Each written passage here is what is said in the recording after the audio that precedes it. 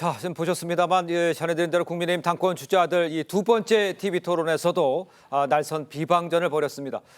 노동일 파이낸셜 뉴스 주필 이승훈 더불어민주당 전략기획위 부위원장과 함께 정치권 소식을 자세히 짚어보도록 하겠습니다. 안녕하십니까? 안녕하세요. 반갑습니다. 자, 첫 번째 토론에서 이 네거티브를 자제하겠다던 이 원희룡 후보. 사천 의혹을 꺼내들면서 한동훈 후보를 향한 공세를 이어갔습니다. 영상으로 먼저 만나보겠습니다. 3대 의혹이 사실이라면 어떻게 책임지시겠습니까? 자신의 대권 이미지만 생각하고 거짓말과 분열을 서슴지 않는 사람이 당대표가 된다면 우리 다 죽습니다. 김의겸 씨는 녹음이라도 틀었어요. 저는 원희룡 후보가 김의겸 후보보다 더 못한 것 같아요. 그냥 던져놓고 다음 넘어가고. 이런 식의 구태 정치 정말 그만둬야 한다. 이모 서기관, 전 서기관, 그리고 강모 변호사, 또 몇 현재 비례의원들도 계십니다. 이분들이 들어간 그 기준과 절차에 대해서 아무도 아는 사람이 없습니다.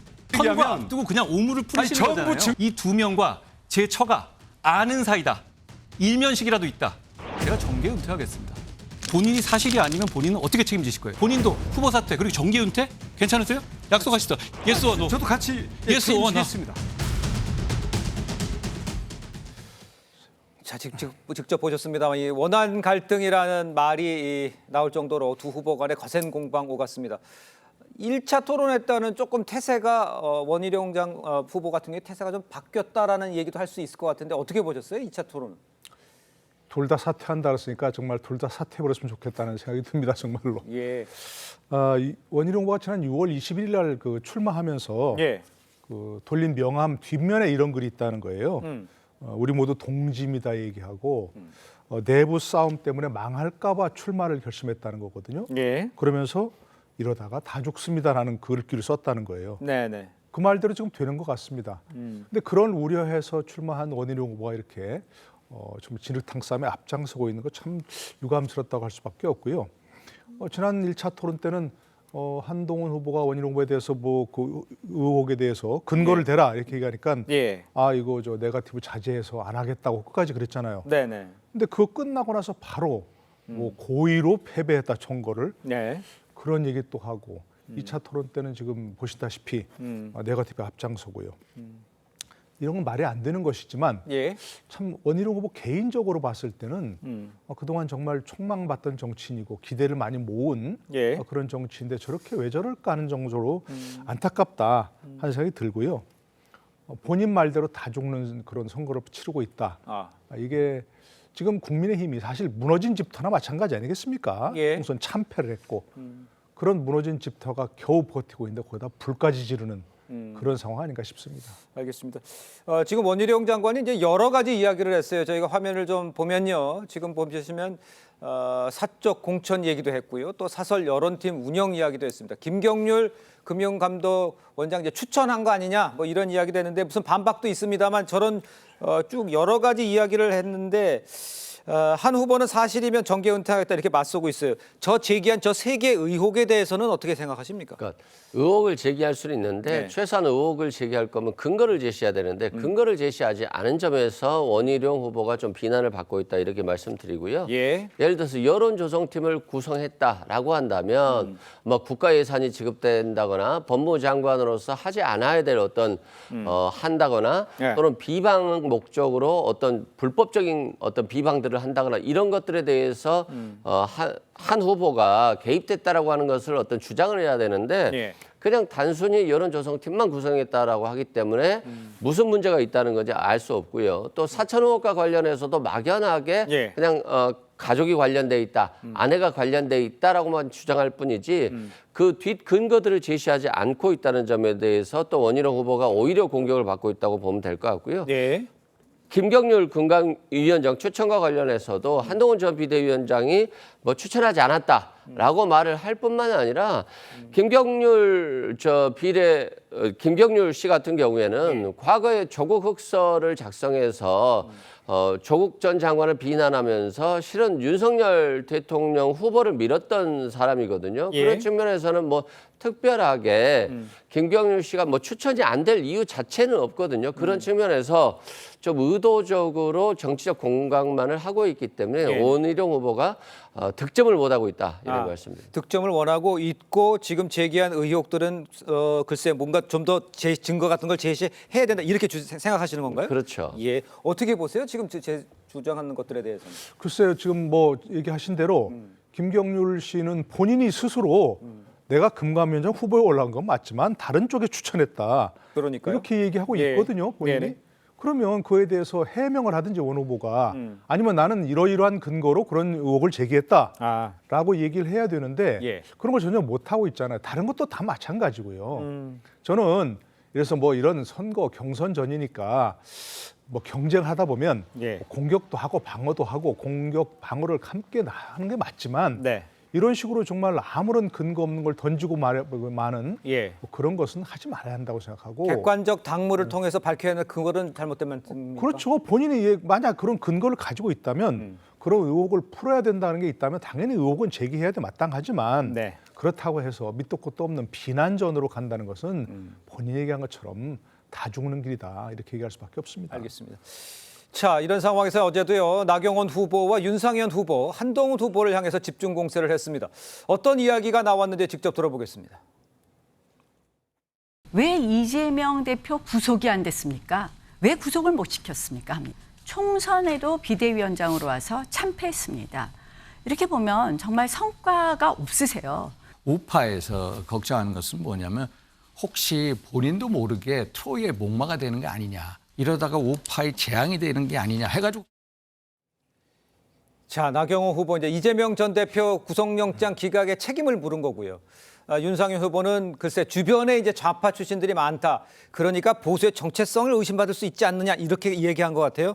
저 지적에 대해서는 어떻게 생각하십니까? 저는 한동훈 후보가 조금 저 부분은 뼈아프게 지적해야 될 것 같아요. 받아들여야 된다? 예. 네. 왜 그러냐면 국민의힘의 어떤 선거 전략들이 오직 검찰의 수사와 그리고 이재명 대표만 구속되면 모든 것이 해결될 것처럼 예. 그렇게 했었고 국민의힘도 한동훈 전 비대위원장에게 너무 의지했던 경향이 있어요. 예. 그래서 한동훈 후보가 법무장관 시절에 너무 야당 수사에만 집중했다는 것, 그리고 그걸 과신하게 했다는 것, 그리고 결과적으로는 이재명 대표가 돈을 받았다라고는 아무런 증거를 찾지 못했다라고 예. 보기 때문에 결국에는 한동훈 후보의 저 부분은 좀 패착이다 이렇게 말씀드리고요. 예. 다만 이제 중도층을 확장하기 위해서는 우파들은 좌파적인 성향이라 할지라도 합리적이고 객관적이라고 한다면 네네. 중도 확장 차원에서는 어느 사람이든 포섭할 수 있어야 된다고 생각을 해요.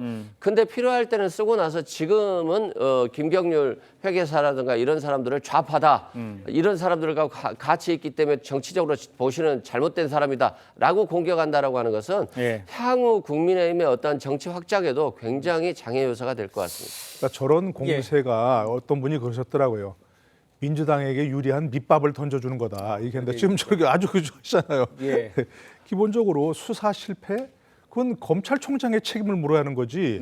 법무부 장관이 만약 그 이재명 대표 수사하는데 일일이 뭐 잘못해서 잘못했다. 이러면 그 자체가 문제가 되는 거죠. 그리고 구속을 못 시킨 게 뭐 법무부 장관 때문입니까? 법원에서 결정한 거죠. 예. 그리고 또 좌파? 이건 참 뜬금없는 논란이에요. 옛날 한나라당 시절부터 예. 심지어 김문수, 뭐 이재호 골수 좌파들 영입했던 게 보수 세력이에요. 아. 지금도 그런 분들이 많이 국민의힘 여기 많이 있잖아요. 예. 그분들이 좌파기 때문에 무슨 트로이 목마에서 뭐 문제가 생겼습니까?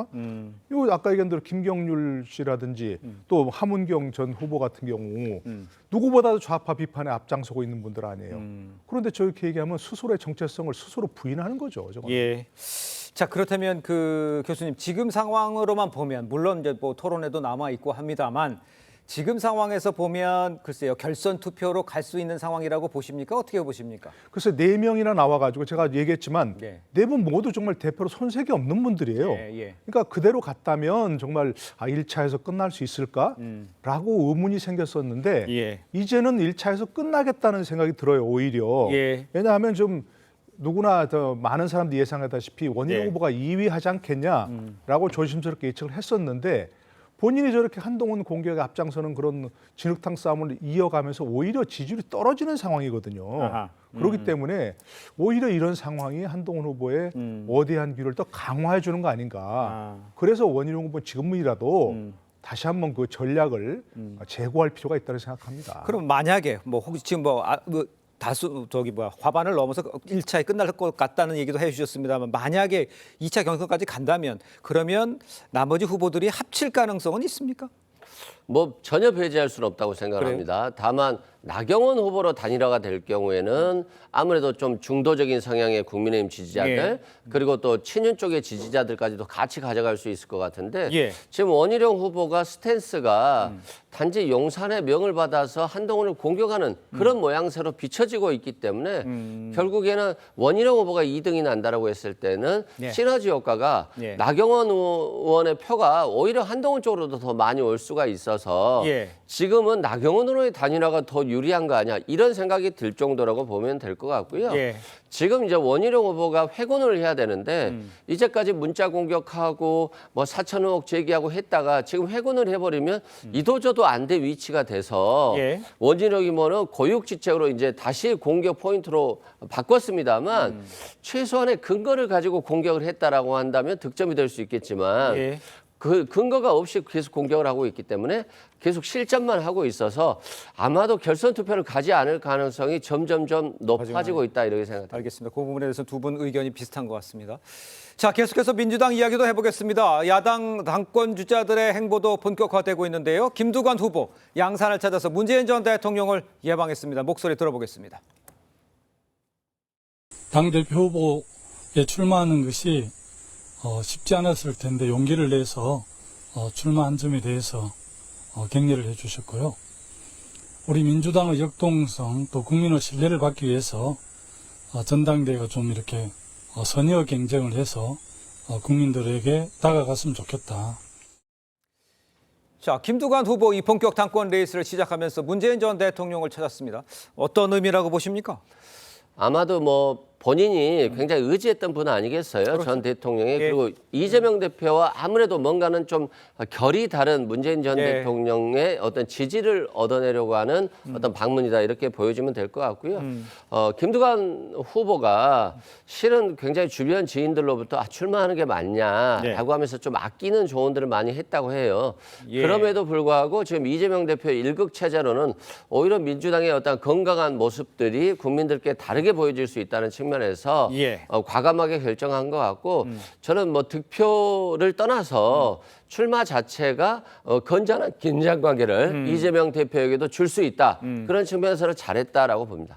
뭐 그렇게 평가를 할 수도 있겠습니다만 과연 김두관 후보가 이재명 일극 체제 파파를 내걸고 출마를 했지만 글쎄요 뭐 어느 정도의 이게 좀 지원이 뭐 도움이 되고 이게 득표율이 어느 정도 나와야 그런 얘기를 할 수 있는 거 아니겠습니까? 어떻게 그러니까 보세요? 현재는 뭐 민주당에서는 뭐 대표가 누가 될지는 관심 있는 건 아니고 네. 그야말로 지금 얘기하신 대로 김두관 후보 또 뭐 김지수 후보도 좀 출마했죠. 그러니까요. 예, 그런 분들이 얼마나 많은 득표를 할 것인가. 지난번 전당대회에서 이재명 대표가 얻었던 77%보다 예. 얼마나 의미 있는 그런 지지를 얻을 것인가가 문제 아니겠습니까? 네. 뭐 그러려면 저는 기본적으로 진짜로 김두관 후보가 민주당 일극 체제 현재 같은 이런 체제는 바람직하지 않다는 것을 예. 의미 있는 비판을 하는지 그게 문제일 것 같고요. 네. 그야말로 또 두 번째 관심사는 현재 완전히 주류 일색 일극 체제라고 생각을 하는데 민주당이 이른바 친문 세력을 비롯한 비주류가 있는데 얼마나 그런 분들이 네. 본인의 소신을 제대로 밝힐 것인지 그런 분들이 좀 의미가 있는 거겠죠. 네, 알겠습니다. 자, 다음 소식도 빠르게 짚어보겠습니다. 어제 국회에서 해병대원 순직 사건 관련해서 임성근 전 사단장을 불송치한 이 경찰 수사 결과를 두고 여야의 공방이 벌어졌습니다. 함께 보겠습니다.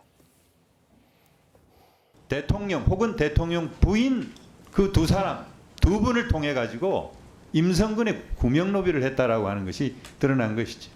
지금 발뺌을 하고 있는데 거의 드러난 거예요. 거의. 민주당에서는 본인들이 원하는 수사 결과가 나오지 않았다는 이유로 경찰에 대한 근거 없는 모욕 등 갈등을 부추기고 있는 것에 대해 참으로 유감스럽습니다.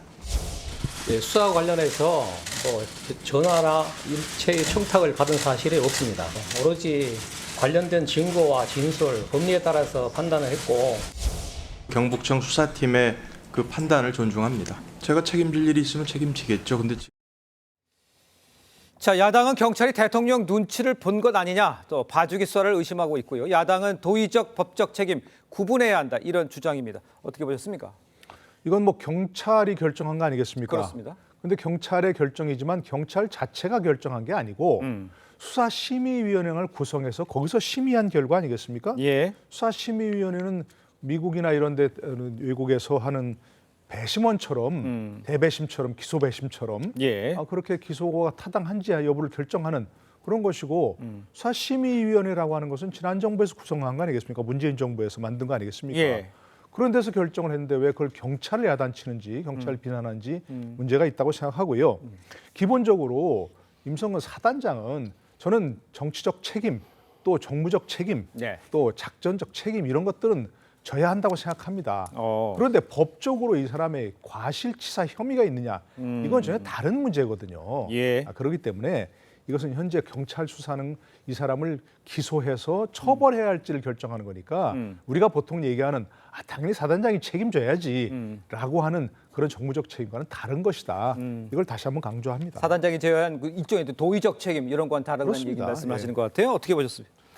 저는 근데 임성근 사단장이 이 정도로 윤석열 대통령에게 부담을 준다라고 한다면 지금이라도 사퇴를 해야 될 것 같은데 왜 안 하는지 저는 모르겠어요. 네. 과거 이태원 참사 때도 이상민 전 장관이 지금까지도 사퇴를 안 하고 있듯이 좀 책임지는 자세가 너무 없고 예. 마치 자신들이 밀리기 싫어서 끝까지 간다라고 하는 것 같은데 국민들 입장에서 보면 굉장히 참담할 일이다 이런 말씀드리고 예. 과거에 드루킹 특검과 관련해서도 예. 댓글 공감 신호를 조작했냐 안 했냐가 관련해서 문제가 됐는데 경찰 수사가 굉장히 미진했었어요. 그래서 예. 신뢰를 전혀 국민들이 하지 않았고 결국에는 김성태 국민의힘 원내대표가 단식하면서 드루킹 특검이 됐고 결국 김경수 전 지사가 구속된 거 아니겠어요? 예. 그런 측면에서 이번 사건도 경찰이 뭐 제대로 할 수 있겠어라고 했고 결과는 뻔할 거야라고 했는데 뭐 그 결과가 나왔다라고 저는 보고 있고요. 네네. 수사 심의를 했다는 것 자체가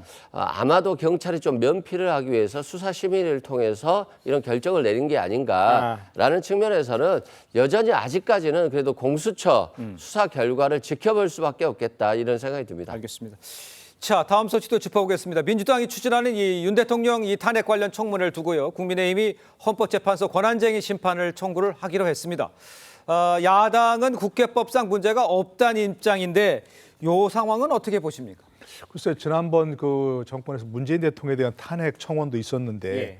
그때 분명히 얘기한 것처럼 탄핵 발의라고 하는 것은 국회의 권한이다. 네네. 즉 국회에서 하고 싶다면 탄핵을 발의하고 예. 그걸 동의를 얻어서 본회의에서 표결하면 되는 겁니다. 그리고 이것을 뭐 국민청원이라고 하는 제도가 있긴 한데 그 청원법에서 아무거나 모든 걸 다 청원할 수 있는 건 아니거든요. 예. 그러니까 국회의 권한을 침해하는 그런 청원을 가지고 그래서 뭐 이걸 기본적으로 청문회를 열겠다 하는 그런 것이거든요. 네네. 그렇기 때문에 이것은 탄핵 발의 청문회를 할 수 있는 요건도 되지 않는 그런 것이기 때문에 당연히 이것은 그냥 뭐랄까 무시하는 예. 뭐 그런 쪽으로 갔어야 된다 생각합니다. 지난번 문재인 대통령에 대한 탄핵 발의도 마찬가지였고요. 그러니까요. 탄핵 청원도 마찬가지였기 때문에 예. 근데 이걸 청문회 열겠다고 얘기하는 것은 기본적으로 그런 법의 정신, 헌법부터 시작하는 예. 그런 법의 정신을 어긴 것이다 이렇게 생각하고 예. 뭐 탄핵 찬성하는 청문회든 반대하는 청문회든 그건 청문회 요건 자체가 안 된다 이렇게 생각합니다. 그러니까 탄핵 청문회 자체가 문제가 있다는 지적을 해주신 것 같아요. 그거에 대한 답도 필요하고요. 그다음에 이런 상황이 벌어지니까 대통령 탄핵 반대 청원도 지금 상임위 회부 여권 동의 이 인원이죠. 이 5만 명을 돌파해서 야당으로서는 이것도 좀 청문회를 열자 뭐 이렇게 이야기를 하고 있어요. 전체적으로 탄핵과 관련된 청문회가 지금 계속 이어지는 요거를 어떻게 평가를 하십니까? 이게 이제 여당과 협치가 안 안 되고 윤석열 정부와 협치가 안 되기 때문에 예. 결국에는 견제의 범위를 좀 넓히고 있다 그렇게 보시면 될 것 같고요. 국회법에 아니 탄핵 청문회가 견제의 범위를 넓힌다고요? 그게 무슨 뜻입니까? 아니 왜냐하면 예. 윤석열 정부가 제대로 못하고 있고 네. 그리고 뭐 돌아가는 게 없잖아요. 그럼 국회의 기능을 확장적으로 해석할 필요는 있을 것 같아요. 예. 그런 측면에서 국민들이 청원이 왔는데 그게 130만 명이 넘었기 때문에 예. 청원에 대해서 국회법에 따라서 조사할 수 있다라고 되어 있거든요. 예. 그리고 국회 증언 및 감정에 관한 법률이 적용되기 때문에 예. 증인이라든가 증거 조사를 충분히 할 수 있어요. 그런 측면에서 하는 거고요. 다만 이제 탄핵의 범위와 관련해서 이 범위가 예. 탄핵 그 청문회 범위에 포함되느냐의 여부는 청문 과정 속에서 빠질 부분과 넣을 부분을 확인하면 되는 것이기 때문에 예. 단순히 지금 국민들의 청원에 대해서 이 범위가 맞느냐의 여부는 청원 심사 과정에서 걸러질 것이기 때문에 문제가 없을 것이라고 생각되고요. 예. 권한적인 심판을 뭐 여당에서 청구한다고 하셨지만 제가 봤을 때는 각하될 걸로 보여져요. 왜냐하면 국회법에 네네. 청원에 대한 청문을 할 수 있다고 되어 있기 때문에 예. 뭐 탄핵 청문은 안 된다라고 볼 예. 수는 저는 없을 것으로 보여집니다. 입법 독주, 뭐 검사에 대한 탄핵, 또 윤 대통령 먼저 하겠다, 청문회 탄핵부터 하겠다. 이런 입법 독주에 대해서는 어떻게 생각하세요? 기본적으로 너무나 많은 그런 좀 사례를 들 수밖에 없고 지금 얘기하신 것도 마찬가지고 예. 기본적으로 국회법에 보면 이런 청원이 있을 때는 청원 심사 소위에 회부하도록 되어 있습니다. 예. 거기서 논의하면 되는 겁니다. 청원 심사 소위를 통해서 예. 뭐 전문가들이나 의견을 들 수 있다고 돼 있는데 그렇게 하면 되는 것이고요. 근데 거기서 이걸 청문회를 열어 가지고 이와 같은 걸 할 수 있다는 것은 지금 말씀하신 대로 뭐 정치 공세다. 예. 정치적으로 이것을 이용하겠다. 이런 거죠. 만약 탄핵하겠다면 발의하란 말입니다. 발의하고 본회의 회부하란 말입니다. 그러니까 통과시키란 말입니다. 예. 근데 왜 지금 그걸 청문회를 열겠다 얘기하는 것은 기본적으로 청문회 요건도 되지 않는 그런 것을 얘기하고 있고 정치 공세일 수밖에 없다 생각합니다. 알겠습니다. 자, 두 분 말씀은 여기까지 듣겠습니다. 고맙습니다.